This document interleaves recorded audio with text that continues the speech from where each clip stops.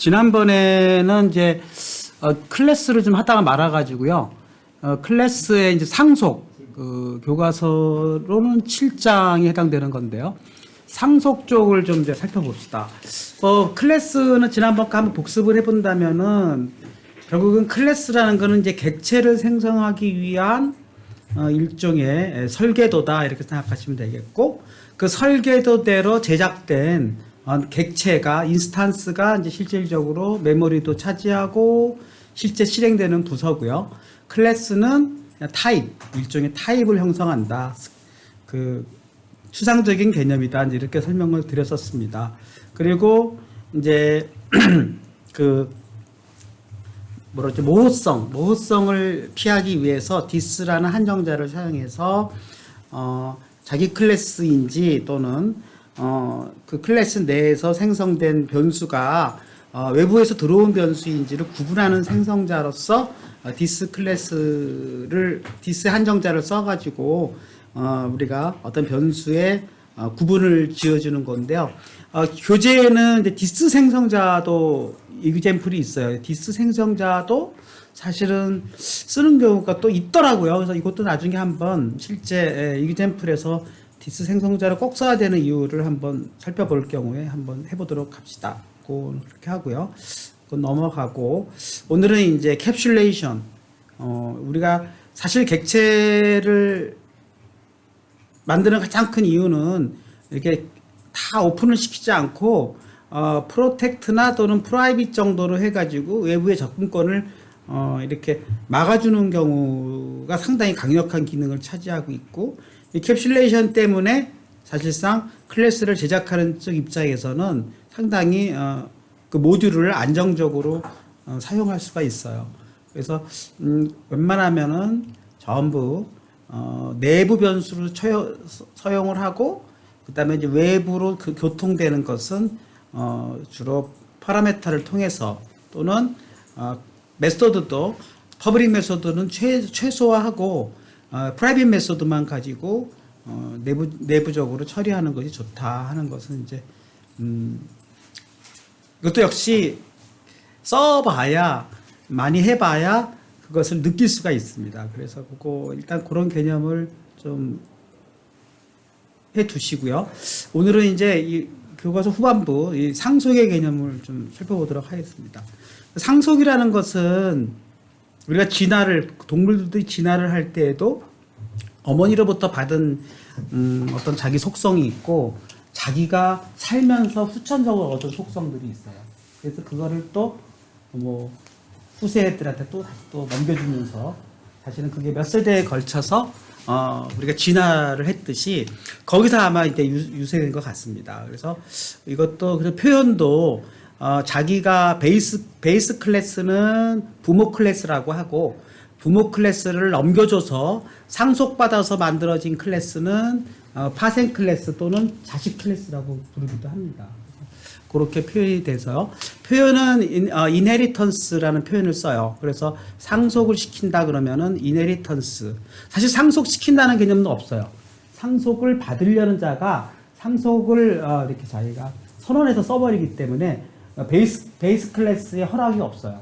그래서 자기가 그냥 클래스를 만들 때 나는 여기서부터 받겠다 하고 하기 때문에 데리베이션, 파생이라는 표현을 쓰기도 하고 상속이라는 개념을 쓰기도 하고, 아까 말씀드린 대로 파생 클래스라는 이름을 쓰기도 하고 자식 클래스라는 이름을 쓰기도 합니다. 그래서 유산을 물려줄 클래스, 베이스 클래스는 기반 클래스 또는 베이스 클래스라고 부르기도 하고 부모 클래스라고 부르기도 합니다. 근데 교과서에서는 주로 파생 클래스와 기반 클래스라는 말을 쓰는 것 같아요. 형식은요, 클래스하고 선언할 때 파생 클래스명을 쓰고 새로 만들 클래스를 쓰고 이 이름을 쓴 다음에 여기서 콜론을 붙여서 내가 기반 클래스명을 붙여서 내가 얘로부터 상속을 받아서 쓰겠다 하면 됩니다. 그래서 예를 들면은 어떤 베이스 클래스가 있었는데 내가 얘를 상속받아서 쓰고 싶다 그러면 어떤 새로운 클래스를 선언하면서 콜론을 붙이고 뒤에다가 베이스 클래스 명을 붙이면 얘로부터 다 상속을 받겠다는 뜻입니다. 뭘 상속받느냐? 메소드하고 프로퍼티를 상속받는 거예요. 따로 선언을 안 해도 기반 클래스 선언된 것들 그대로 그냥 쓸 수가 있다는 뜻이죠. 마치 우리가 내부에서 쓰는 것처럼.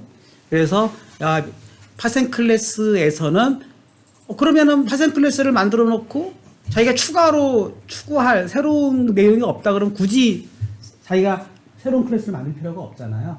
그런데 이제 예를 들면은 그러면서도 베이스 클래스에서 갖고 있는 이 프로퍼티와 메소드들을 다 사용하면서 포함하면서 내가 추가로 사용할 메소드, 추가로 사용할 생성자, 추가로 사용할 프로퍼티들을 다 여기서 선언해 줍니다.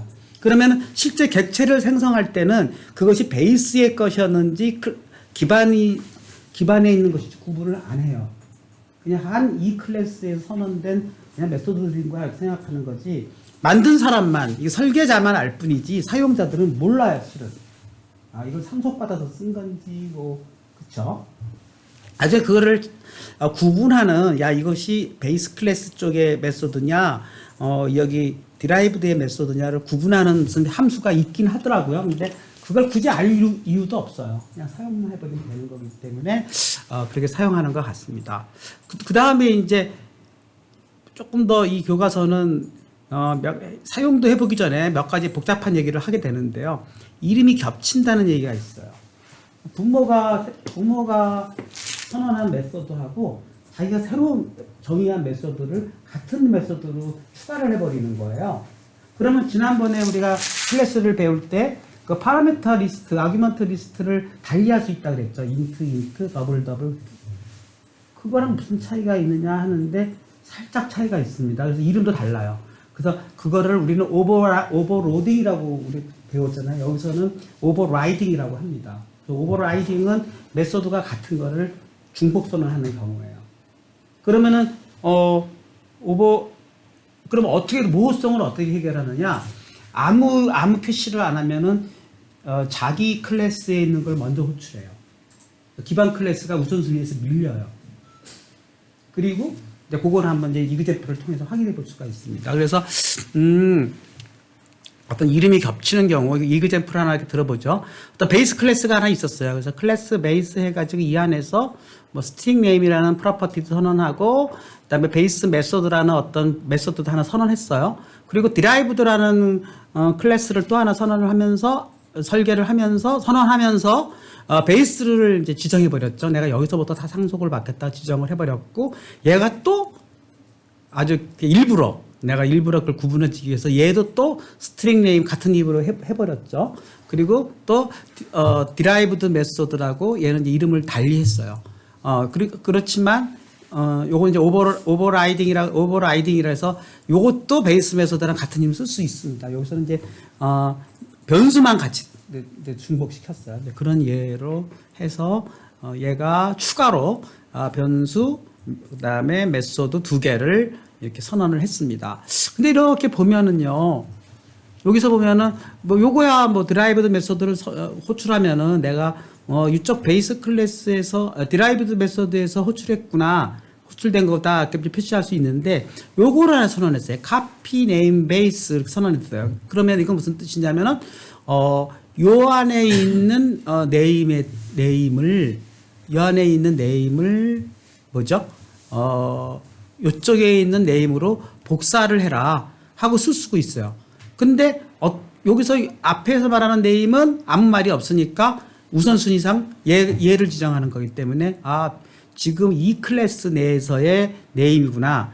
근데 베이스점 네임을 또 여기 한정자가 또 들어왔어요. 그 디스랑 비슷한 겁니다. 디스 한정자는 아까 클래스 내에서 파라미터 리스트하고 자기 멤버 변수하고 구분짓기 위해서 디스를 붙인다고 그랬잖아요. 근데 여기서는 나 자신에 있는 클래스와 내가 상속받으려고 하는 클래스에서 스트링 네임을 똑같이 샀을 때 구분을 해야 될 거 아니야. 어느 쪽이냐.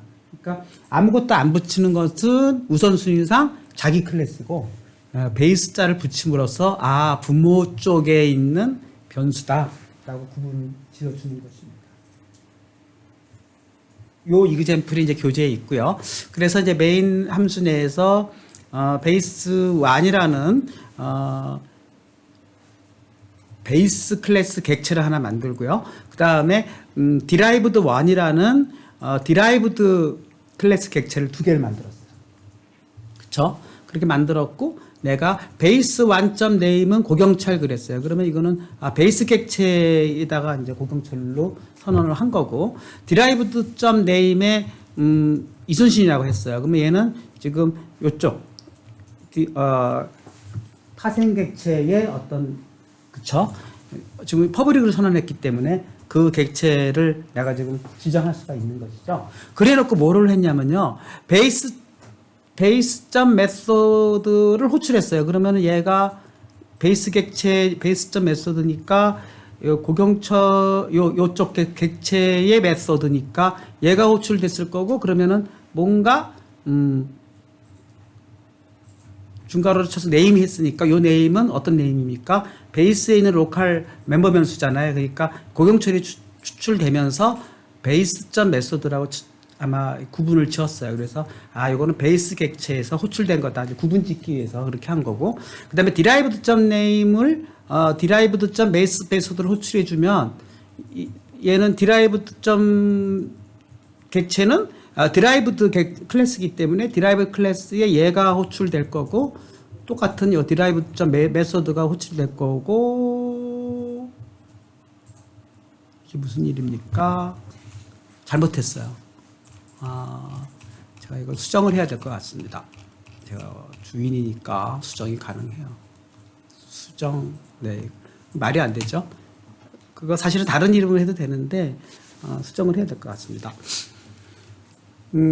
제가 이것저것 하다 보니까 이게 바뀌어진 것 같아요, 코드가. 그래서 다시 내려가서, 어쩐지 이상하더라. 그쵸? 굳이 여기서, 드라이브드 객체의, 메서드를요, 여기 뭐라 그랬죠? 드라이브드 점 메서드의, 맞아요. 헷갈렸어요. 죄송합니다. 그러면, 여기서 말하는 디라이브드 점 베이스 메서드를 했어요. 그러면 얘가 뭐가 되는 거죠? 사실은 디라이브드 점은 여기서 보면은 디라이브드 객체의 클래스에서는 현재 메소드가 디라이브드 메소드밖에 없지 않습니까? 그런데 얘가 호출을 뭐를 했어요? 베이스 메소드로 호출했잖아요. 그러니까 얘는 상속을 받았다는 걸 알기 때문에 그러면 디라이브드 클래스지만 얘는 상속을 받았기 때문에 얘의 상위 클래스에 있는 베이스 메소드를 호출할 수 있는 거예요. 그렇죠? 그래서 뭔가 고경철이라고 찍히면서 뭐라고 호출될 거라냐면은 얘가 호출됐기 때문에 점 베이스 메소드라고 호출이 될 것입니다. 그러면 얘는 베이스 쪽의 메소드가 호출된 거구나 이렇게 아는 거고, 그 다음에 드라이브드 원의 메소드 이렇게 치면은 얘는 고경철의 디라이브드 메소드니까 얘가 호출되지 않을까요? 그렇죠? 베이스 파생 클래스의 디라이브드 메소드에서 똑같은 고경철하고 점 디라이브드 메소드가 호출될 것입니다. 그래서 그걸 한번 여러분이 짜보시면서 요 파생 클래스의 개념을 좀 이해해 보시기 바라겠습니다. 그래서 그거는 아마도 여기서 짰을 거예요. 그래서 그대로 치시고, 요거는 제가 보기에는 아직 설명하는데 요거를 일단은 그걸 해야 되겠어요. 다음에 설명하기 위해서 코드가 살아 있어서 요거는 당분간 안 짜도 될 것 같습니다. 그럼 요거는 이렇게 해서 뭐야? 이게 안 보여? 스타가 이렇게 해서 여기까지 아니죠? 베이스 메소드 카피 요거는 있어야 되죠? 이렇게 해주고 카피만 베이스 메소드 제가 좀 정신이 왔다 갔다 하네요. 지울 거 없네요. 그대로 놔두고 이대로 한번 짜보십시오. 그렇게 해서 베이스 메소드 프로텍티드 스트링 네임, 그 다음에 요것은 지금 생성자죠. 그러니까 이건 또 생성자를 쓰는 예로 했습니다. 상관없죠. 생성자 써서 얘를 넘겨받고, 그 다음에 베이스 여기서 호출되고, 얘도 이렇게 어렵게 했을까요? 제가 막 원래대로 하겠습니다. 그럼 원래대로 한다 그러면 얘를 하나 복사를 해서 좀 다른 이름으로 저장을 하겠어요. 안 되겠어요. 08의 이네리턴스를 하나 만듭시다. 네, 그러면 여기다가 안 되겠어요. 이것도 요거대로 또 설명을 해야 되니까 요건 살리고 여기다가 하나 만들어서 다시 해야겠습니다. 그리고 여기다가 네, 추가 프로젝트에서요. 네, 08의 이네리턴스 제로를 만들어 버리죠. 콘솔 08의 네, 인헤리턴스 0번으로 네, 그렇게 하나 만들어 놓고 네, 있어요? 0번 있네. 그럼 아까 해놔 어쩐지 잘 못 찾았나 보다. 다시 봐야겠어요. 이네리턴스 네, 0번이 있군요. 아, 요건가 보군요. 네, 그럼 요거는 네, 잘 됐습니다. 이거 안 쓴 거죠. 그래서 이렇게 하십시오. 그래서 베이스 클래스는 멤버 변수 네임 그대로 쓰고 그 다음에 메소드도 베이스 메소드 그대로 쓰고 그냥 요 네임을 출력하는 거를 베이스 메소드라고 출력하는 거로 짜시고요.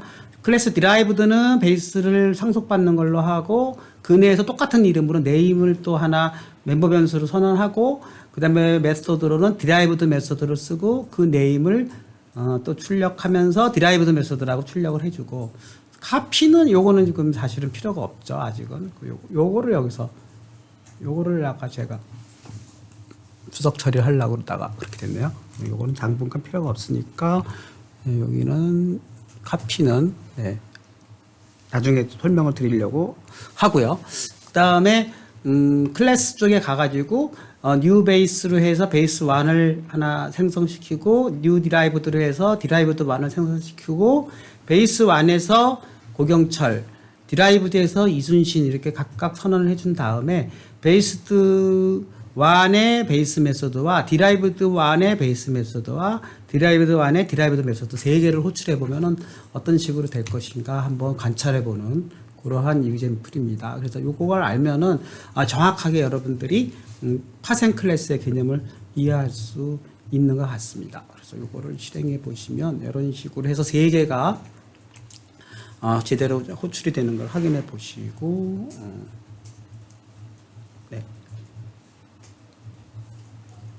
이렇게 해서 이런 식으로 호출이 돼야 됩니다. 그러니까 고경철은 첫 번째 베이스 메소드에서 호출되고 있죠. 첫 번째 요 베이스 메소드에서 호출이 그쵸. 고경철의 베이스 메소드로 호출되고 있고 두 번째는 이순신 드라이브드 메소드 했는데 이순신 갔죠. 예. 이순신 갔죠. 그러니까 이순신이 디라이브드 메소드 호출했는데 여기서 베이스 메소드에서 디라이브드 1의 베이스 메소드에서 왜 고경철이 출력이 안 됐을까요? 왜 안 됐을까요?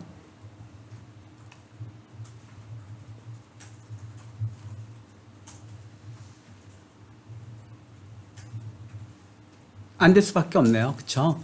디라이브드에서 고경철은 요걸로 출력됐는데 요것이 지금 베이스 메소드를 호출하면서 얘가 출력하는 얘는요, 자기 것만 출력을 하는데 자식은 몰라요. 아니, 이거의 단점 하나 있어요.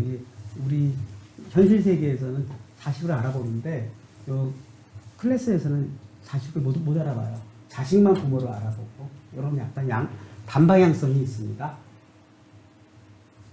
그러니까 자식을 주장하는 뭐 차일드 한정자가 있으면 뭐 차일드.name 해가지고 나의 자식에 있는 애의 네임을 출력하라 이게 되어 있는데 자기만 출력한다니까.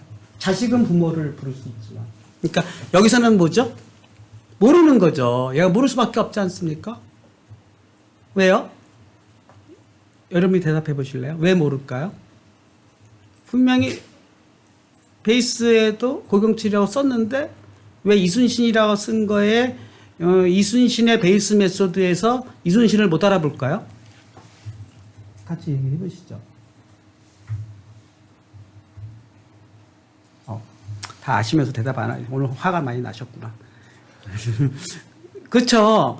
객체가 이건 베이스 이거는 고경철은 고경철 베이스 고경철 객체에서 고경철을 선언한 거고 이순신은 이순신 객체에서 지정한 거기 때문에 객체가 서로 다르기 때문에 여기서는 이 아무리 해도 여기 이순신점 베이스 메소드가 출력이 안 되는 거죠. 얘는 디라이브드라는 차일드 객체에서만 이순신을 선언했기 때문에 이 차일드 객체로 가보면은 얘는 넘겨받아요.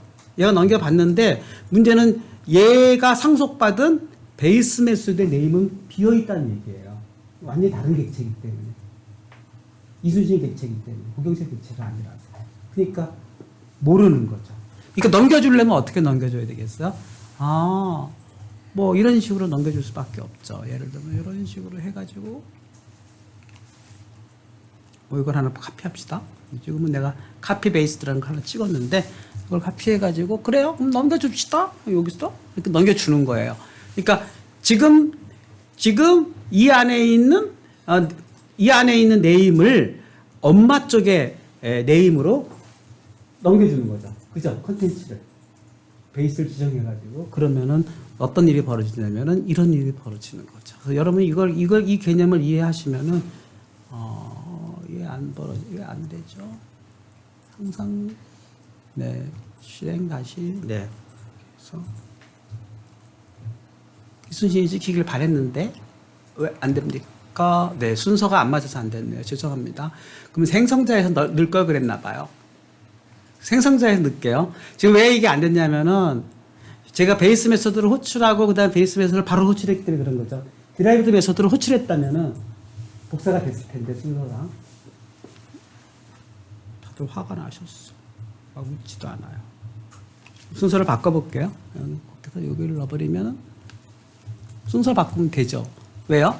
디라이브드 메소드를 먼저 호출하면서 복사가 됐기 때문에 그 다음에 베이스 메소드를 호출하면 이제는 될 거라고 생각이 됩니다. 네.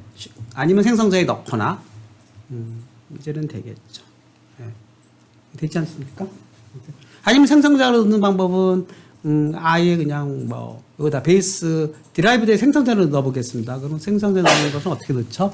여기다가 퍼블릭 자꾸 이런 연습을 여러분이 해보셔야 돼요. 생성자 넣기 그럼 제가 코드를 안 보여드려도 스스로 넣을 수 있어야죠. 생성자는 아무 타입을 안 붙이죠. 그러니까 보이드도 안 붙이고 그대로 디라이브드로 씁니다. 그렇죠?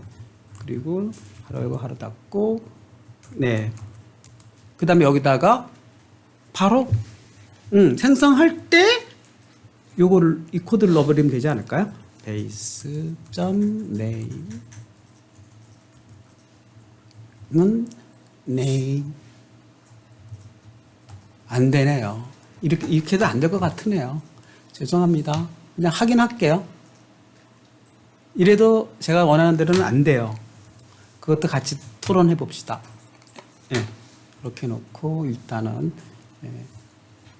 요거 원하는 요것도 왜 안 될까요? 생성할 때만 복사를 했기 때문에 제가 보기에는 안 될 것 같은데요. 타이밍이 중요한 건데요. 그쵸? 생성자가 호출되는 것은 객체가 생성될 때 호출되는 거잖아요. 그러니까 아무리 해도 이때의 타이밍에서는 얘가 생성될 때 호출되는 건데 얘 때 호출되는 건데요. 이때 이 시점에는 지금 고경철이나 이순신이 지금 지정이 안 됐을 시점이잖아요. 그러니까 저렇게 해도 우리가 원하는 거는 안 되는 거죠. 실행해 보면은 역시 이건 순서를 아까 원래대로 돌아가겠습니다. 원래대로 순서대로 이렇게 돌아가서 얘를 먼저 하고 얘를 먼저 고출하면은 순서상 시점상 고경철이 언제 생성되느냐에 따라서 달라지는 거기 때문에 이건 당연히 뭐 역시 생성자에다가 넣었다 하더라도 얘는 못 알아보고 있지 않습니까?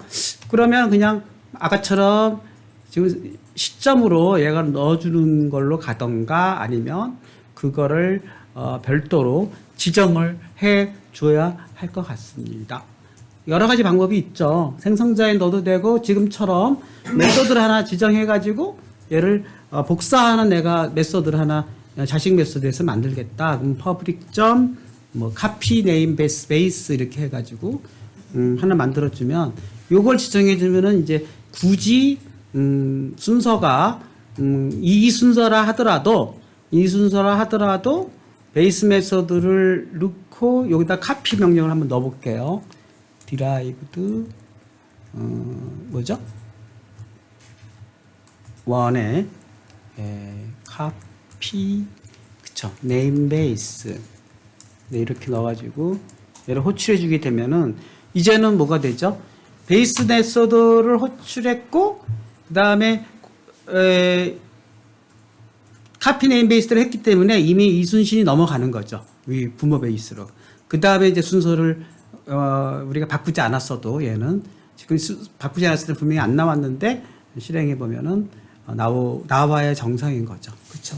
여러분들이 이런 것들을 잘 알면은 내가 언제 부모 베이스의 값을 지정했는지 자식 베이스를 지정했는지 이 시점들을 알 수가 있는 것이고 사실 이름을 달리하면은 굳이 그거를 따질 필요가 없는데 이름을 달리하면은 개발자들 입장에서는 스트레스가 온다 그랬잖아요. 똑같은 개념인데 이름을 자꾸 달리 붙이는 자체가 싫으니까 같이 붙이면서도 부모의 속성을 다 가져오면서도 이름을 다 같이 붙이고 싶은 경우에 그게 좋기 때문에 결국은 모호성을 소용하는 것이고 그 모호성을 구분할 수 있는 구분자를 잘 활용하는 것이고 또 개발자 입장에서는 프로그래머 입장에서는 시점을 아는 거예요. 스스로가.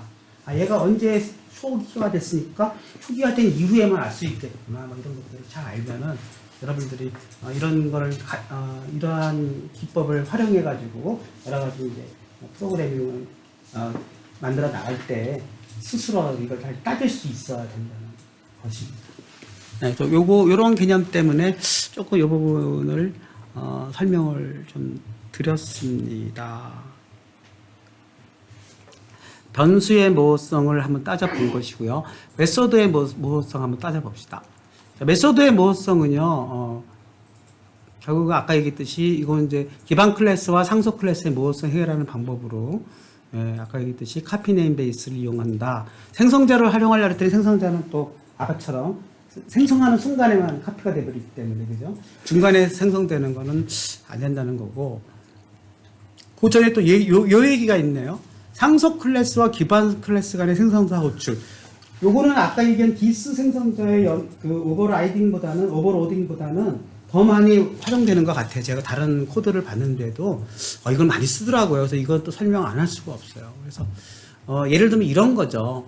이제 이렇게 베이스 클래스 이렇게 만들어 놓고 다 만들어 놨어요. 얘도 만들었어요. 만들었는데 이제 생성자를 만들었어요. 생성자를 만들면서 베이스를 데리고 오는 거예요. 이게 이제 좀 어렵죠. 그러니까 이게 무슨 뜻이냐면은 내가 한번 예를 들고 한번 해봅시다. 요거 하나만 08의 이네리턴스를 만듭시다. 그래서 여러분 한번 짜보세요. 08의 이네리턴스를 요거네요. 네. 이게 무슨 말이냐면은 아까는 생성자가 없었잖아요. 이거 생성자를 만들었어요. 요걸 추가를 해보세요. 요거 추가해서 베이스 내에서 생성자를 만들고 얘를 스트링 네임을 프라이빗으로 프로텍티드로 했는데 뭐 프로텍티드나 프라이빗이랑 똑같아요. 무슨 차이 있어요? 프로텍티드와 프라이빗 차이는? 저희가 첫 번째 하잖아요. 프라이빗은 제가 같은 클래스 내에서만 그렇죠. 예. 그러니까 지금 프라이빗을 선언하면은 자식도 접근을 못해요. 근데 프로텍티드는 내 가족들한테는 접근권을 허용하는 거고 약간 그런 배타성이 있는 거예요. 예. 그래서 프로텍티드로 선언해 줌으로써 그냥 같은 클래스 나를 상속받은 클래스도 접근할 수 있도록만 해준 거고 외부에서는 안 되는 거죠. 퍼블릭처럼. 그러니까 프라이빗보다는 조금 더 제너러스한 거죠. 프라이빗은 상당히 강력한 어떤 독립성이고 캡슐레이션이고 이건 약간 세마이 캡슐레이션이라고 볼 수가 있어요. 그렇게 해서 프로텍티드로 스트링 네임을 선언했어요. 선언해주고 그 다음에 이제 베이스 생성자를 만들었어요. 베이스 클래스에 같은 이름으로 해서 퍼블릭하고 스트링 네임을 받았어요. 이제 아규멘트를 받는 거죠. 아규멘트를 받으니까 지금 디스 생성자를 써야 되죠. 왜요? 얘 네임하고 똑같이 썼다 그랬잖아요. 스트레스 안 받으려고. 똑같이 써버리니까 이제 그러면은 클래스 내에 있는 네임하고 지금 파라미터를 받은 네임하고 구분돼야 되는 거니까 뒤에 우선순위는 뭐예요? 아무것도 안 붙인 것은 파라미터를 받은 거고, 그렇죠? 디스를 붙인 거는 이 클래스 내의 멤버 변수인 거죠. 그러니까 그러면 얘는 퍼블릭으로 선언했죠. 얘는 이미 통로가 뚫린 거죠. 외부 세계랑. 이걸 통해서 매개 변수로 네임을 건네받으면 건네받은 것을 이제 내부의 프로텍티드 네임으로 내가 지정을 해준 거죠. 잘 보세요. 정신을 바짝 차려야 됩니다. 그 다음에 이제 베이스 메소드는 아까랑 똑같은 개념이고, 자, 두 번째는 이제 디라이브드 파생인데요. 파생에서도 똑같이 아까랑 똑같이 베이스를 생속받아서 하는데 디라이브드 생성자를 만들었어요. 역시 얘도 외부에서 스트링 네임을 받아요. 받는데 땡땡하고 베이스하고 네임을 해줌으로써 이게 무슨 일이 됩니까? 무슨 일이 되냐면 요 약속은 이거 비어 있죠. 비어 있어요. 내용도 없어. 이 약속은 베이스의 생성자를 호출해라 이런 뜻입니다. 배우세요. 베이스의 생성자를 호출하라. 그러니까 얘가 뭐가 호출돼요? 얘가 호출되는 거예요. 예. 어느 때, 시점은 어느 때요? 요 디라이브드가 생성될 때. 왜냐면 생성자에 나왔기 때문에. 그러면은 제가 알기로는 베이스가 음. 슈퍼의 개념이라고 알고 있거든요. 상위 부모. 부모죠. 예, 예. 근데 베이스 생성자 얘기를 하셔가지고. 아니, 지금 요 디라이브드는 얘 객체가 생성될 때 호출되는 생성자 함수잖아요. 근데 얘를 지금 뭐 이 안에다가 뭐 어떤 코드를 넣어도 되긴 되는데 그냥 빈 상태로 놔두고 베이스 클래스의 생성자처럼 얘를 하나 더 쓰고 싶은 거예요. 근데 그렇게 되면 이제 코드에 비효율성이 생기니까 또 써도 상관은 없습니다. 근데 그냥 나는 디폴트로 여기다 베이스하고 상위에 있는 베이스 생성자의 베이스 네임 이렇게 써주면 상위에 생성자를 호출합니다. 정확하게 이해하셔야 되니까 이 부분 다시 한번 설명드립니다. 아까 디스 생성자 안 썼잖아요. 여기서는 베이스 생성자 얘기를 좀 하는 것입니다. 지금 이름이 같아서 그런 거지 여러분 헷갈리면 안 돼요. 여기는 베이스 1, 2, 3로 갈 수 있는 거예요. 그쵸? 딱 붙일 수 있는 거고. 여기 대문자잖아요. 더군다나 그죠? 여기는 소문자잖아요. 그러니까 얘가 상속받은 얘를 의미하는 거예요. 베이스는 얘 나의 상위 클래스의 생성자를 호출한다. 이렇게 이해하시면 됩니다. 되셨죠? 뭐라고요? 이 부분이 뭐라고요? 베이스는 한정자거든요. 요거는 한정자. 디스랑 같은 한정자란 말이에요. 근데 아까는 베이스를 뭐에 썼죠? 카피할 때 한정자로 쓰긴 했는데 카피할 때 쓴 한정자는 어떤 한정자죠? 얘는 멤버 변수를 구분짓기 위한 모호성을 해결하는 한정자였잖아요. 여기서는 뭐라고요? 똑같은 개념을 생성자 함수를 호출하기 위한 베이스 생성자가 되는 것이죠. 똑같은 한정자인데 그렇게 이해하시면 될 것 같습니다. 그러니까 요 베이스하고 요거하고 틀린 거예요. 요거는 변수를 구분짓기 위한 베이스 한정자. 얘는 뭐라고요? 생성자를 구분짓기 위한 생성자 베이스 한정자. 이렇게 생각하시면 됩니다. 그래서 이 이름을 안 썼잖아요.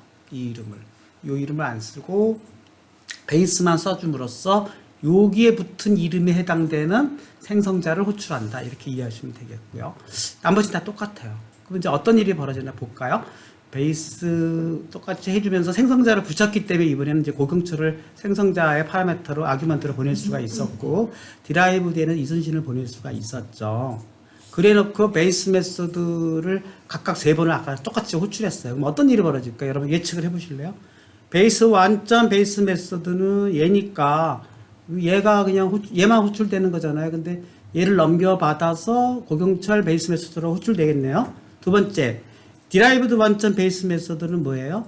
얘가 디라이브도 이순신이라고 해주는데 이순신이면 이쪽이잖아요. 이쪽이 생성될 때 디라이브드로 생성돼서 얘를 넘겨받았는데 다시 얘가 생성자 베이스 자기 부모 생성자를 호출했어요. 그러면서 뭘 넘겨줬어요?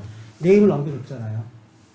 그러면은 얘는 부모의 생성자를 호출하기 때문에 넘겨받은 네임을 디스전 네임으로 얘가 카피해버리는 기능을 넣어버렸기 때문에 객체를 생성하는 타이밍에 이름 복사가 되죠.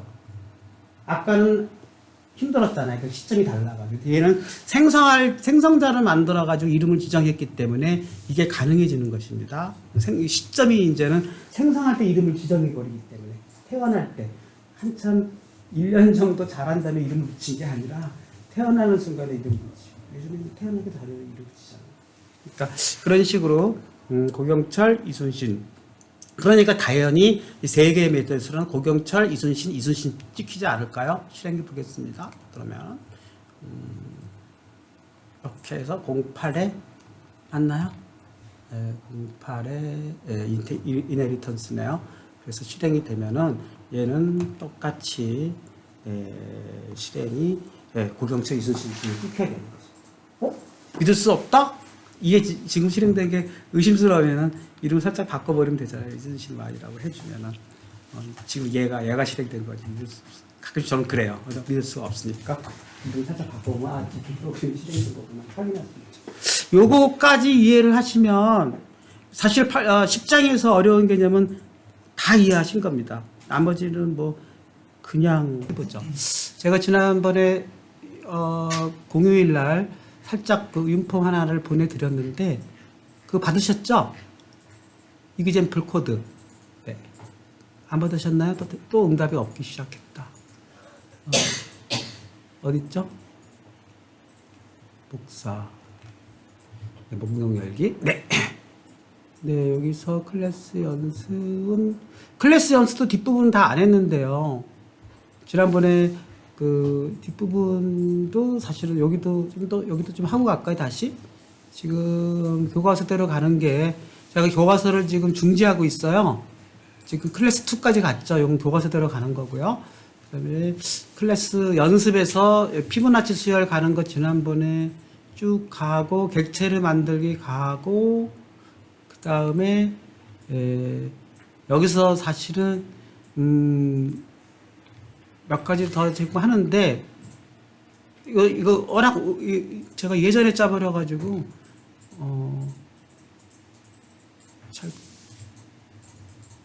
네, 리스트 객체를 구현하기 뭐 이런 게 있는데 요것도 다음 시간에 하죠. 네, 요거 좀 남겨놓을게요.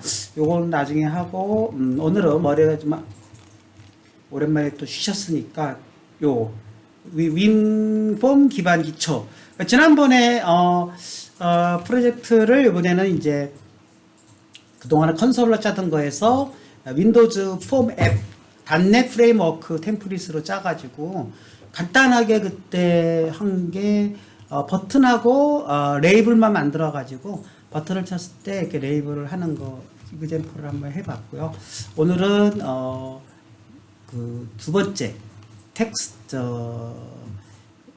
이제 요거를 뭐라 그러냐면은 텍스트 박스라고 합니다. 한 줄짜리를 텍스트 박스라고 하고 여러 줄짜리를 리스트 박스라고 해요. 이제 윈도우 프로그래밍을 많이 해보셨으면 이제 컨트롤들 이름들을 많이 이제 알게 되는데요.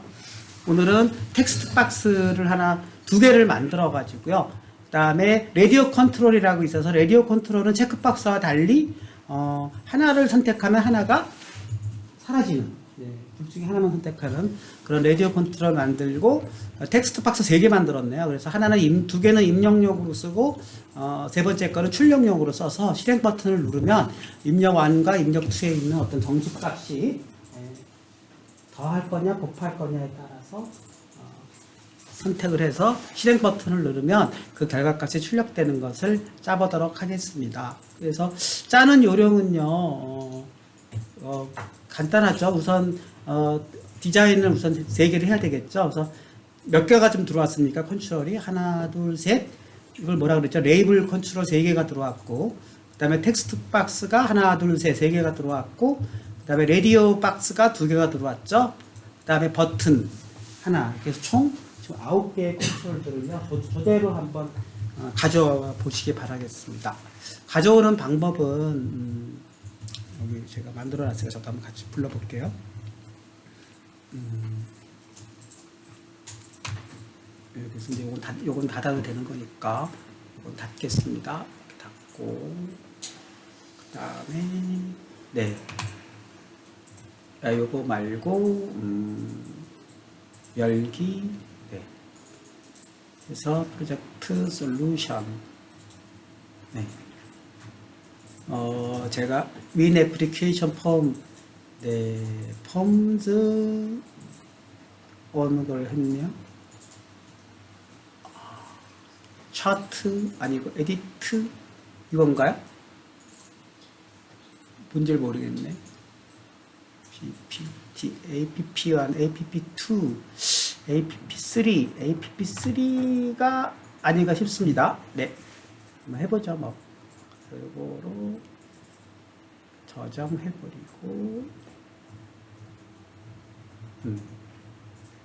네, 이게 맞을 거라고 생각합니다. 그래서 여러분들 디자인으로 가보시면은 네, 왜 없어요?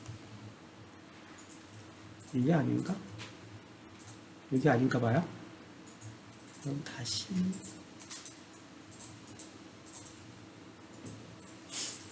이게 아닌가 본데요. 여러분 만들고 계십시오. 저는 한번 찾아보겠습니다. 프로젝트 솔루션 2인가 보다. 네.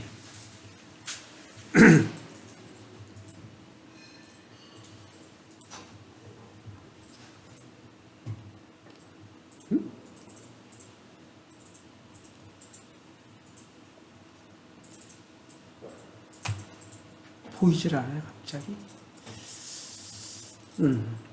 보였군요. 한번 그러면 아까 3가 맞았네요. 다시 3 에디트 얘네요. 네. 이런 식으로 해가지고 처음에 안 보여가지고 뭐 잘못됐나 싶었습니다. 네, 다뤄지게 됐고, 네. 그래서 이런 식으로 이제 짠 거고요. 그래서 뭐 아까 얘기했듯이 버튼은 여기서 갖고 오시고요. 그 다음에 레이블은 여기서 갖고 오시고, 그 다음에 텍스트 박스는 네 여기서 갖고 오시고요. 그 다음에 라디오 컨트롤은 여기서, 라디오 버튼은 여기서 갖고 오시고, 네 그렇게 짜시면 될 것 같고, 그 다음에 이제 실행 버튼을 더블 클릭해 주게 되면 이게 코드가 보이는데 다른 건 거의 안 건드렸고요. 여기서 보면은 이제 뭐 사실은 여러분들이 네임 컨트롤 네임들을 자동으로 놔주면 이런 식으로 컨트롤 네임들이 붙습니다. 레이블 1, 라디오 버튼 1, 텍스트 박스 1, 라디오 버튼 2, 이런 식으로 막 붙는데, 이 이름을 바꿔주는 거는 제가 몇 개는 바꿔봤어요. 그냥 의미 있도록. 버튼 멀, 이런 식으로 바꿨지 않습니까? 버튼 멀 이렇게 바꾸는 거는 그냥 안 바꿔도 상관은 없는데, 그럼 나중에 저희 컨트롤이 많아지게 돼요. 뭐가 뭔지를 몰라요. 니모닉하게 의미 있게 이름을 바꿔주는 거는 지난번에 제가 보여드렸죠. 어디서 바꾼다 그랬죠? 요거를 오른 버튼을 누르면 속성으로 가가지고 속성을 가서 속성에서 바꿔줄 수가 있죠. 네임하고 텍스트 이걸 바꿔서 표시되는, 텍스트는 여기 표시되는 거, 네임은 프로그램 내에서 구분할 수 있는 변수명인 것이죠.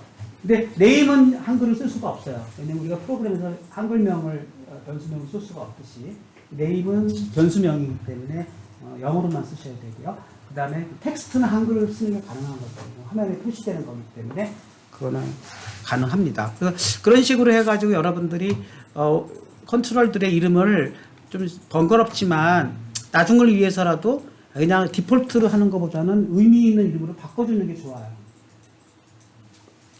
아까 되어 있듯이 뭐 텍스트 박스 같은 경우도 텍스트 박스는 A, 텍스트 박스 B 이렇게 저 이름을 바꾼 거거든요, 제가. 지금 원래는 텍스트 박스 1, 2로 돼 있었을 거예요. 근데 A에서 받고 B에서 받아서 C로 출력한다 뭐 이런 개념으로 저는 이제 리모닉하게 의미 있게 그렇게 텍스트 박스를 바꿨고요. 그 다음에 이제 여기서 얘가 체인지드라는 건 뭐냐면 이제 아까처럼 이벤트라는 것은 윈도우에서는 결국은 사용자와 컴퓨터 간의 인터페이스를 우리가 그 유저 인터페이스라고 하지 않습니까? 근데 컨솔 기반에서는 사실 절차형으로 그냥 이렇게 순서대로 그냥 지금 정수 A 값을 입력하세요 그러면 입력하고 B 값을 입력하세요 그러면 입력하고 하는 입력 순서 자체를 콘솔은 자기가 지정을 해주잖아요. 근데 그래프 기반의 GUI, 그래픽 유저 인터페이스 GUI에서는 언제 뭐가 입력될지 알 수가 없어요. 그렇잖아요. B를 먼저 입력할지 A를 먼저 입력할지 알 수가 없잖아요. 그러니까 항상 시점을 사건이 발생했던 시점에 실행된다고 해서 이벤트라는 개념을 씁니다. 이벤트는 뭐가 있을까요? 편집창에다가 값을 입력할 때 이벤트가 되는 거죠. 버튼 눌렀을 때 이벤트가 되는 것이죠. 라디오 컨트롤을 클릭했을 때 이벤트가 되는 거고, 체크박스에 체크했을 때도 이벤트가 되는 것이고, 당연히 뭐 하드웨어 신호가 들어왔을 때도 이벤트예요. 뭐 카메라로부터 영상이 들어왔을 때 그 당연히 이벤트고요. 시간도 이벤트예요. 뭐 1분이 지났을 때 자동으로 뭐가 들어온다든가, 매 10초마다 뭐가 자꾸 바뀌어요. 그것도 다 해당 시간마다 뭔가 사건이 터지는 건 다 이벤트예요. 그러니까 이벤트라는 것은 컴퓨터 입장에서 봤을 때는 뭔가 지금 처리해야 되는 순간을 이벤트라고 합니다. 그러니까 여기서 자동으로 얘가 이걸 생성을 해줘요. 고맙게도. 라디오 버튼 1이 체크드 체인지 됐을 때. 그러니까 이건 얘가 자동으로 만들어준 거예요. 그러니까 거기 체크가, 라디오 버튼 체크됐을 때 여기를 실행하는구나.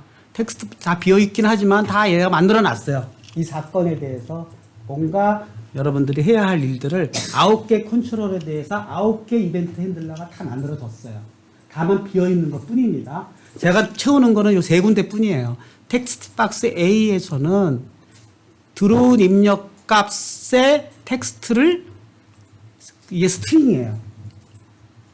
에디트 박스에, 텍스트 박스에 들어간 건 다 스트링이에요. 그러니까 문자열을 뭘로 바꾼 거라고요? 인트형으로 바꾼 것 뿐이에요. 그러니까 우리 지난번에 배웠잖아요. 자료형에서 parse를 쓰면은 인트형으로 변환이 된다고 배우지 않았습니까? 그러니까 그러면 텍스트 박스 A의 점 텍스트 이거는 뭡니까? 물어볼 수 있죠. 이건 자동이에요. 무슨 뭐라고요? 텍스트 박스라는 클래스를 이용해서 텍스트 박스 A라는 객체를 만든 거거든요. 머릿속에 그렇게 상상하십시오. 뭐라고요?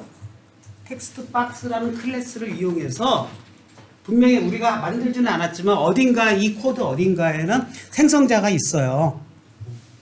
뭐를 생성했다고요? 텍스트 박스 A를 생성했을 거라고요. 그쵸? 그러면 얘의 클래스가 뭐라고요? 텍스트 박스일 테니까 텍스트 박스가 설계해 놓은 프로퍼티나 메소드를 쓸 수 있겠죠?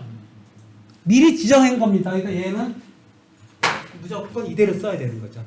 라지 TEXT는 무조건 저 텍스트 박스에 들어온 값이 저장되는 프로퍼티구나 라고 이해할 수 있는 겁니다. 그러니까 저기를 소문자로 쓴다든가 또는 다른 이름을 써버리면 얘가 오류가 나는 것이죠. 나는 그런 멤버 갖고 있지 않다 하고 오류가 나는 거죠. 그러니까 여기서 자동으로 너무나 이게 직관적이지 않습니까?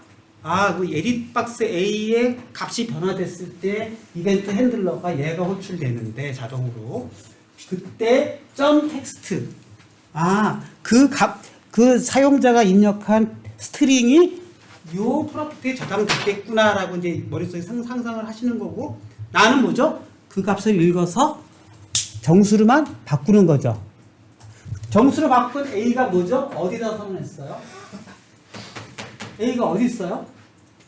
여기다 선언했죠? 그러니까 이제 우리가 그동안 공부한 거를 다 따져볼 수가 있죠. 이 a는 어떤 변수예요? 무슨 변수입니까? 예, 퍼블릭 변수가 되는 것이죠. 이 네임스페이스 내에 있는 모든 네임스페이스에 있나요? 이게 얘가요? 어디 있나요? 저 위를 보면은 지금까지 공부한 걸 다 따져볼 수가 있어야 됩니다, 여러분들이. 이거를 그냥 있는 그대로 얘를 기계적으로 받아들이면 머릿속에 하나도 안 남아요. 지금 공부한 클래스의 개념, 퍼블릭의 개념, 이거하고 지금하고 다 연결이 돼야 될 거 아니에요, 다. 그쵸? 그래야, 뭐가, 이렇게 내가 쉽게 이해한다는 뜻이 되는 거지. 얘는 얘 따로 이해하고, 쟤는 쟤 따로 이해하고 그러면 아무 의미가 없는 거예요. 그건 그냥 기계적으로 받아들이고, 그게 기계적으로 받아들인 건 시간이 흐르면 다 날아간다. 이렇게 생각하면 자기 게 아닌 거죠. 여기 올라가면 얘가 뭐가 돼 있어요? 퍼블릭 파셜 클래스 폼즈에 돼 있잖아요. 그러니까 폼이라는 대형 클래스 안에 들어가 있잖아요, 지금. 그쵸? 그 폼은 또 뭐냐? 그건 아까 얘기한 전체 화면이 폼이라고, 지금 폼1이라는 객체가 하나 만들어졌거든요. 폼1이라는 것은 폼이라는 클래스의 인스턴스인 것 뿐이에요. 그러니까, 그러면은 폼을 여러 개도 만들 수 있나? 여러 개 만들 수 있어요. 윈도우 폼 이래가지고, 멀티폼을 만들 수 있어요. 우리는 지금 폼을 하나밖에 안 만든 거죠. 근데 그 폼의 클래스구나. 아니군요. 제가 제가 또 설명을 잘못했군요. 여기 뭐죠? 기반 클래스잖아요. 그러니까 폼이라는 기반 클래스를 상속받아서 폼1이라는 클래스를 만들었구나. 그렇게 이해하시면 되겠습니다. 그렇죠? 그러니까 우리가 지금 만든 그 창이 폼1 클래스가 된 거예요. 그렇게 따져볼 필요가 있는 거고. 그럼 파셜은 또 뭐냐? 이거는 저도 잘 모르겠어요. 나중에 공부합시다. 파셜 클래스의 개념이 뭔지 하는 거는 나중에 책에 나올 것 같아요. 그럼 나중에 공부하고 이런 거는 그냥 그때 넘어가고요. 그러면 이 안에서 지금 메소드들을 선언하고 있는 거잖아요. 메소드로 이벤트 핸들러가 메소드로 다 선언되고 있다 이렇게 이해하시면 되겠고, 그 다음에 제가 중간에 쓰긴 했지만 얘가 뭐가 되는 거죠? 원래 보통 앞에 쓰긴 하는데 나는 그냥 근처에 써버렸어. 클래스 멤버 변수가 되는 거죠. 그리고 이 동종 클래스 내에서는 다 호출이 가능한 거죠. 어떤 메소드. 그쵸? 이해가 되셨습니까? 아무것도 안 붙인 거는 뭐랑 똑같다 그랬죠? 프라이빗하고 똑같은 거죠. 여기 프라이빗입니다. 프라이빗이 생략된 거예요. 써붙이죠, 뭐. 써붙여. 프라이빗. 네. 그러면 이제 텍스트 B도 체인지 됐을 때 얘가 호출돼서 B에 넣어버리면 이 클래스 변수 내에 A, B는 다 이미 그 에디트 박스에 들어오는 A, B 값들이 다 들어오게 되겠죠. 상상이 되십니까? 버튼을 클릭했을 때 저는 버튼 EXEC라고 이름을 바꿨어요. 그래서 버튼 1 이렇게 돼 있었을 텐데 실행이라는 의미로 EXEC라고 붙였고, 클릭은 얘가 자동으로 붙여주는 이름입니다. 그러니까 요거는 버튼 클릭을 바꿀 수도 있죠. 여기는 이미 여기는 설계도 아니니까. 근데 그래도 뭐 클릭이 더 좋지. 다른 이름이 더 좋은 이름이 떠오르지 않으니까 그냥 버튼 클릭으로 가고, 얘는 뭐냐? 따지지 맙시다. 왜냐하면 사실은 얘를 생성해서 호출하는 놈은 인비저블. 얘가 다 가려놨어요. 폼즈에서. 우리는 그냥 클래스만 선언해 주라는 거야. 사용자, 프로그래머는. 그러면 나중에 내가 다 알아서 해드릴 테니까 묻지도 따지지도 마세요. 이런 뜻이에요. 그러니까 따라서 얘를 호출할 때 뭐를 넘겨봤는데 별로 쓰는 일이 없어요. 근데 이게 우리가 마치 메일에서도 보면 아그스 뭐 이렇게 뜨는 것처럼 그냥 붙인다 생각하십시오. 여기는 따지지 말고요. 중요한 건 뭐죠? 버튼을 클릭했을 때 이 메소드가 호출되도록 하는구나 하는 것만 이해하실 수가 있죠. 그래 놓고 여기서 A와 B를 더하여, 그쵸? C를 생성하라는 거는 우리가 또 공부한 거죠. 그죠? 그 다음에 뭐죠? 레디오 버튼 체크드 그랬어요. 레디오 버튼 A 체크드 그랬어요. 그러면 이것도 여러분이 상상하실 수가 있겠죠? 레디오 버튼 add가 뭐죠? 네. 체크됐을 때는 얘가 불 타입의 멤버 변수일 거예요. 그럼 얘가 아까는 텍스트로 들어왔듯이 여기는 체크드로 들어오나 보다 이렇게 상상하시면 되겠죠. 그러면 1이면 더하고 만약에 레디오 버튼 머리 체크돼 있으면 구패라 하고 할 수가 있겠죠. 그렇게 해서 C를 만들고 그 다음에 S를 또 왜 붙였느냐? 이건 나중에 설명드리겠습니다. 이거 나중에 설명드리고 텍스트 박스 점 리절트 그랬어요. 그러니까 얘는 세 번째 텍스트 박스예요. 그래서 제가 리절트라고 이걸 바꿨어요. 그래서 그거의 텍스트는 네, C.toString 그랬어요. 왜 toString 그랬을까요? C는 int형, 그쵸? 근데 모든 텍스트 박스는 출력이나 입력이나 다 무슨 타입? 스트링 타입이기 때문에 그런 거죠. 그러니까 아까는 parse를 통해서 스트링을 int형으로 바꿨지만 계산된 값은 다시 toString이라는 int형의 아까 우리 과장님이 물어본 int형의 메소드이죠. toString 이거를 선언해가지고 넘겨줬습니다. 끝났어요. 얼마나 간단해요. 굉장히 복잡할 것 같았죠. 우리가 지금 해준 건 몇 줄만 했으니까 에디트 박스, 텍스트 박스의 값을 읽어서 클래스 변수인 A, B에 넣어라. 그 다음에 실행 쪽에서는 레디오 버튼의 상태를 보고 연산은 어떻게 연산을 하고 연산된 결과를 다시 스트링을 해서 세 번째 텍스트 박스에 스트링용으로 넣어라. 끝! 출력이고 뭐고는 명령이 다 필요가 없어요. 나머지 걔가 다 알아서 해줍니다. 그래서 실행해 보면은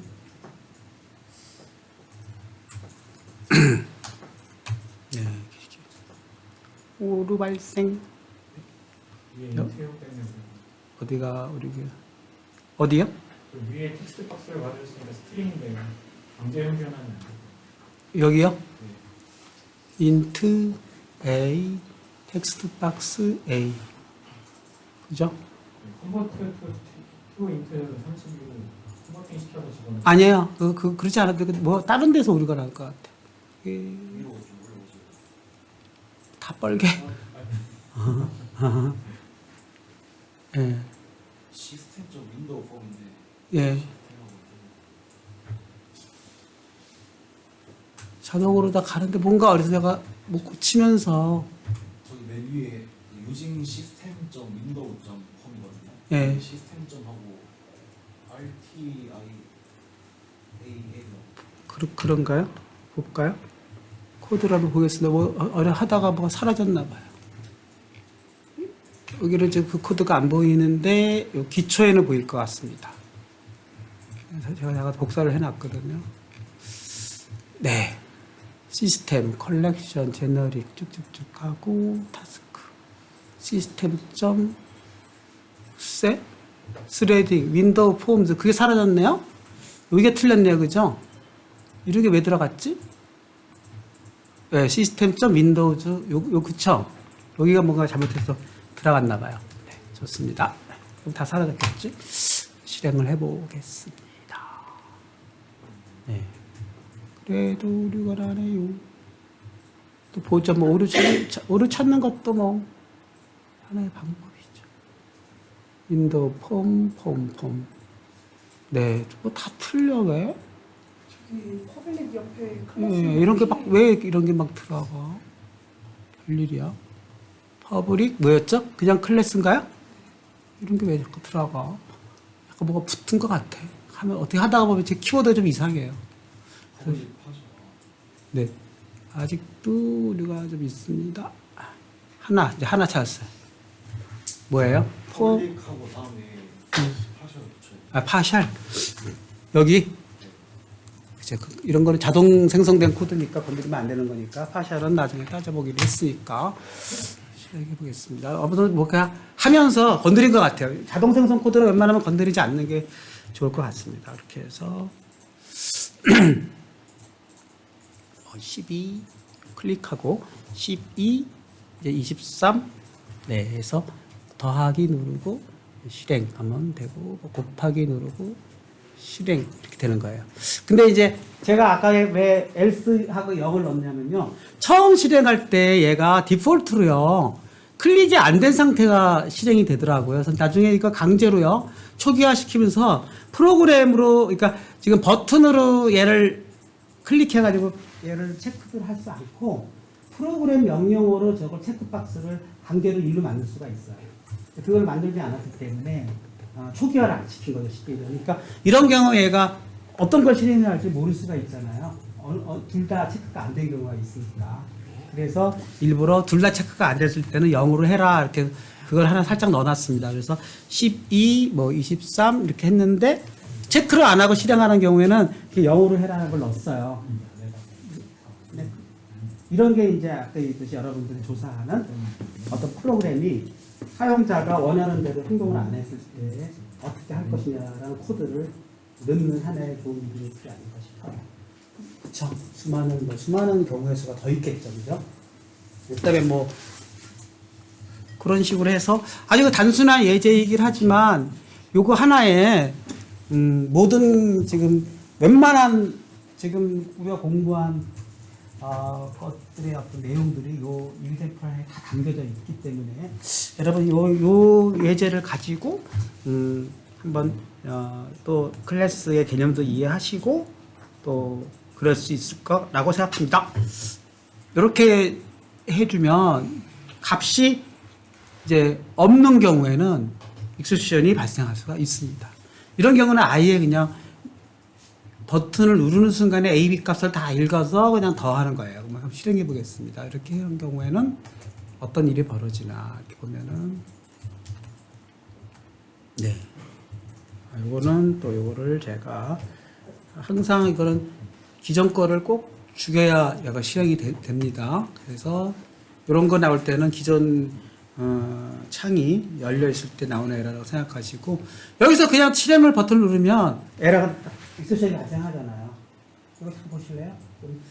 이게 발생했죠. 그러니까 이런 단점이 있다는 거예요. 왜요?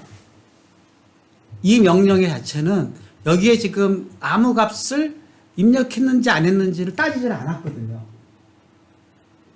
따질 수는 있어요. 얘가 뭔가 새로운 입력이 됐다는 걸 따지는 프로퍼티가 있어요, 실은. 그거를 갖고 if 해가지고 그게 없으면 뭐 다른 에러 메시지를 뭐 출력한다든가 할 수도 있겠죠. 근데 아예 저기다 넣어놔버리면은 체인지 됐을 때만 얘가 호출되기 때문에 좀 더 안전하다는 뜻입니다.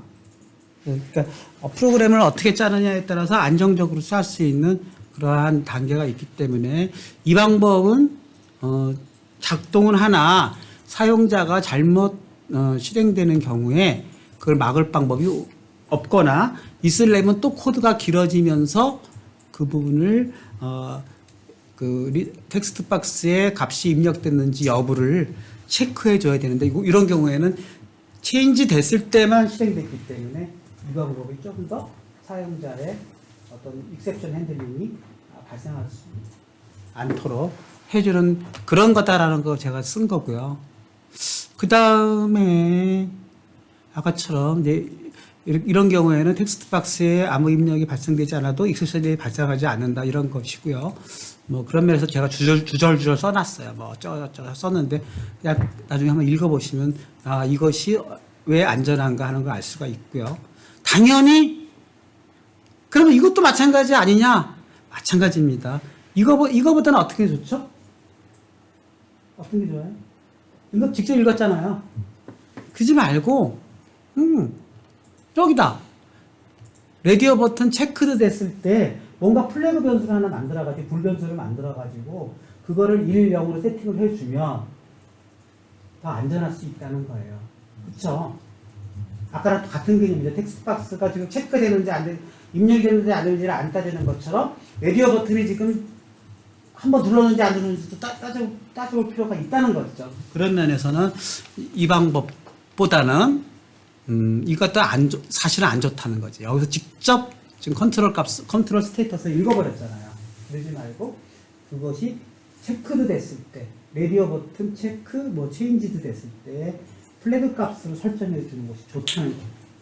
그런 말을 쓴 것입니다. 그래서 여러분들이 이벤트가 이렇게 단순할 때는 별로 머리가 안 아픈데요.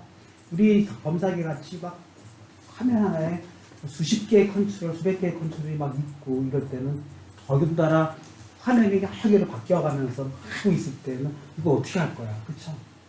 그런 경우에 하나하나를 다 이벤트 해드리는 걸 제대로 짰으면 아무 문제가 없는데 뻥 나는 거죠. 그런 걸 다 대책 없이 그냥 사용자들은 대단히 걸 생각해야 되는 거예요. 사람이 그냥 막 강아지처럼 막 어디를 튈지 모르는 사람이라고 생각하셔야 돼요. 그 개발자가 다 막아놔야 되잖아. 그게 이제 아까 그랬듯이 그런 면에서 똑같이 동작을 하나 어떤 것이 효율적이고 어떤 것이 안전하냐 하는 것은 따져봐야 된다는 거예요. 그런 면에서 기초부터 잘 해나가면은 그런 문제가 없다. 그래서 해보기 해서 제가 같은 방법으로 레디오 버튼의 상태를 읽는 것도 체크드 체인지라는 메서드를 통해서 플래그 변수 같은 걸 이용해서 하면은 더 좋다는 걸 했는데 제가 그 코드를 지금 안 보여드리고 있습니다.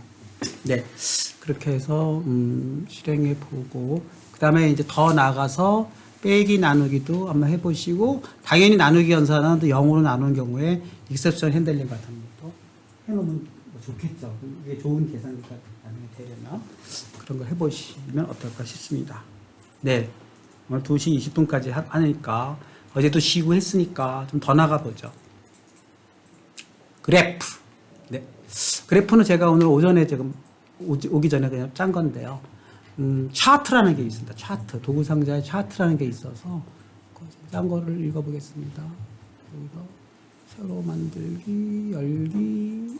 네. 이렇게 해서 차트. 폼 차트 얘를 만들어 놨어요. 여러분은 만들어 보시고요. 네. 저장하고. 자, 이거는 어떻게 만든 거냐면은, 이제 디자인을 보면은, 네. 차를 안 보여. 이런 식으로 이제 이렇게 차트를 만들었어요.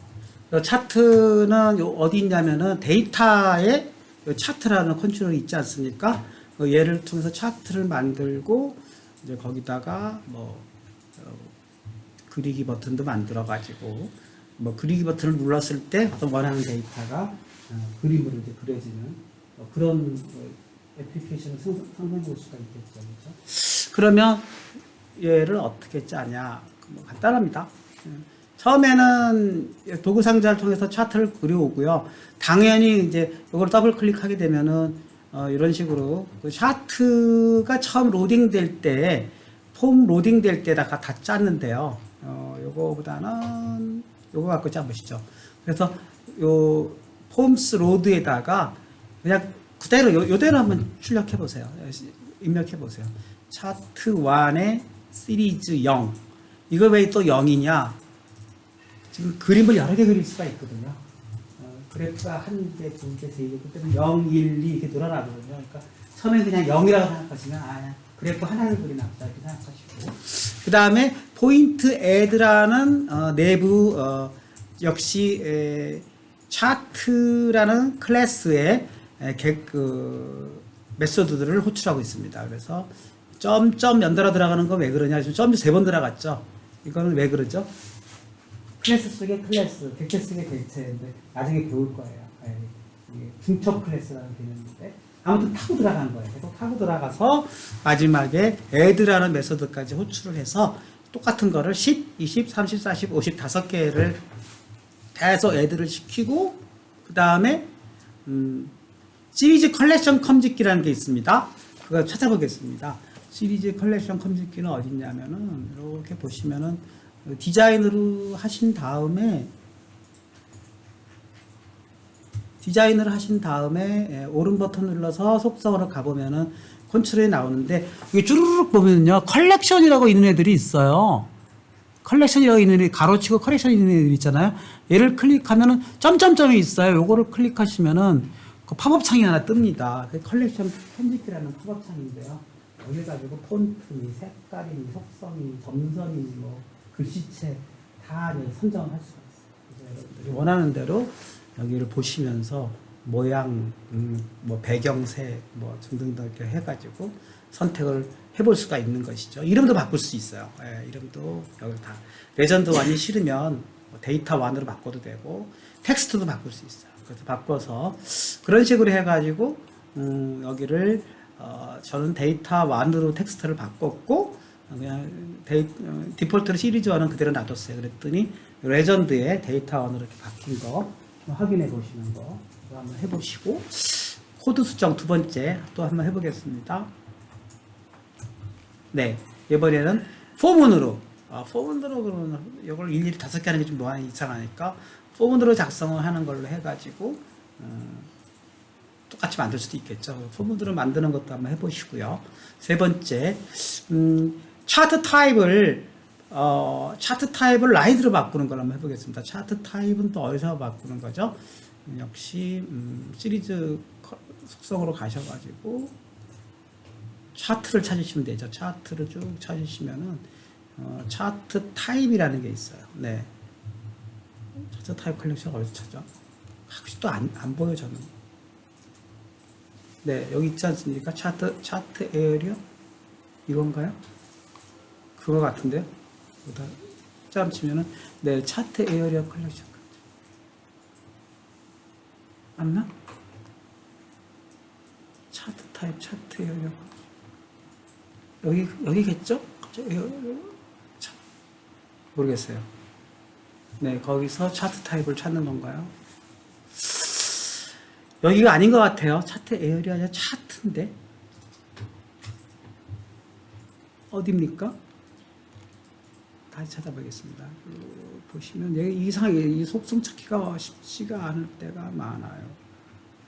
레전드는 아까 여기 레전드 컬렉터고요. 더 내려가 보겠습니다. 타이틀. 네? 시리즈에서 찾는 거야? 네, 그러면 시리즈를 가보겠습니다. 예, 여기죠. 여기서, 예, 그렇죠. 여기서 차트 타입을 찾아가지고, 차트 타입, 못 찾겠다. 아래 있었습니다. 응? 다 아래 있어요? 네, 여기 차트 타입. 네, 여기를 제가 라인으로 바꾼 겁니다. 여기를 화살표를 누르면은 이렇게 자기가 포인트, 뭐 라인, 스플라인, 바, 컬럼, 아까 되게 컬럼이 없거든요. 이거를 라인으로 이제 바꿔주라는 얘기입니다. 라인으로 이렇게, 아이씨, 더블이 아니라 라인 이렇게 바꿔가지고 확인 이게 눌러서 라인으로 바꾸어 주시고, 과연 이게 라인으로 바뀐 거 해보시고요. 그 다음에 이제 2개 만들기 위해서는 내가 2개를 하고 싶다. 2개 어떻게 해요? 아까 시리즈로 가셔서요. 시리즈 컬렉션을 가가지고 여기 보면은 추가 버튼이 있거든요. 이 추가 버튼을 누르면 이제 시리즈 1, 2로 이렇게 증가됩니다. 그러면 이제 1에 대해서 아까 차트 타입 했듯이 2에 대해서도 또 차트 타입 또 해야 돼요. 조금 귀찮긴 하지만 그런 식으로 해가지고 1, 2번 2개를 만들어 놓고, 뭐 그거 만든다고 2개 나오는 게 아니라 저기 뭐죠? 당연히 뭐 해야 됩니까? 뭐 해야 돼요? 코드를 수정해야 되겠죠? 코드를 하나 더 만들어야 되겠죠? 코드가 데이터가 없이는 수정이 안 되는 거니까. 그래서 얘를 거꾸로, 아까는 10에서 60까지 갔다 그러면 60에서 10으로 갈 수 있도록 제가 거꾸로 차트, 이번에 1번으로 바뀌었죠? 1번으로 바뀌었으니까 이건 두 번째 그래프구나 이렇게 해가지고 또 바꿔서 실행해 보면은 이렇게 2개가 실행되는 거 한번 해보십시오. 해보시고요. 타이틀 컬렉션 편집기 또 가셔가지고 타이틀도 바꿔보고 뭐 색깔도 바꿔보고 이런 식으로 해서 레전드, 타이틀, 그림, 컬러, 뭐 라인의 타입 이런 걸 이렇게 바꿔서 어떤 데이터가 어떤 식으로 출력되는 걸 이렇게 해보시고요. 마지막으로는 제가 어떤 블로그가 쓴 거 가지고 그냥 긁어버렸는데요. 뭐 그 블로그 제가 다 링크 걸어놨습니다. 그래서 나중에 원본 블로그 보시고요. 요것도 뭐 잘 보시면 뭐 직관적으로 다 이해할 수가 있을 것 같습니다. 네. 시리즈 1, 2 타이틀 넣고 고딕체를 넣는데 이번에는 아까처럼 속성에 있는 편집키를 쓰지 않고 프로그램으로 바꾸고 있죠. 코드로 바꾸는 것도 의미가 있을 것 같아서 코드로 줄줄줄줄 넣어가지고 바꿔서 사인, 코사인, 매스라는 라이브러리를 호출해가지고 사인, 코사인을 호출해가지고 실행한 것까지 해서 실행해 보시면은 다양한 데이터를 할 수 있을 것 같고, 여러분들이 이제 이런 식으로 실행을 해보면 이제 앞으로 여러 가지 복잡한 계산한 결과들을 빌드 이것도 났네요. 어디선가 제가 막 건드려가지고 난 것 같습니다. 이거 볼까요? 어디서 건드렸죠? 배열 선언자가 잘못되었대요. 보겠습니다. 배열 선언자가 여기서 A는 new int 100개. 이거 나중에 할게요. 내가 이거 나중에 좀 하려고 제가 만들었던 건데 하다가 좀 말았어요. 그래서 이거 나중에 하겠고 버튼 클릭도 나중에 하고요. 이것만 실행해 보겠습니다. 원래 뭘 하려고 그랬냐면은 그냥 버튼을 눌렀을 때 요거는 또 요게 살아 있어서 안 되는 것입니다. 네, 실행해 보겠습니다. 그만. 네, 이게 실어 있어. 이것도 네, 이런 식으로 저희가 이렇게 사인 웨이브 뭐 100 쭉 만들어서 이렇게 두 개를 하나는 직선, 하나는 사인 웨이브 이렇게 만든 거를 테스트하는 그런 일이 되겠죠. 그래서 여러분들이 이 정도만 해도 충분히 뭐 데이터 당연히 데이터는 지금 포문을 이용해 가지고 매스 라이브러리를 통해서 계산했는데 뭐 엑셀 데이터 읽어가지고 배열로 받아낸 다음에 뭐 출력해 볼 수도 있고 또는 여러 가지 데이터들은 뭐 어떤 타입이든 그림으로 출력해 볼 수 있겠죠. 뭐 당연히 다음 시간이나 다다음 시간에는 이미지도 한번 해볼 겁니다. 이미지 받아가지고 흑백 컬러 이미지 같은 거 이용해서 여기 C샵에서 어떤 식으로 데이터들을 처리해가지고 이미지를 만들어야 이것도 해볼 수 있을 것 같고 네. 스물스물 이제 여러분들의 막 현장에서 닥치는 그런 이그젠플들이 이제 더 나갈 수 있다 이렇게 생각합니다. 네.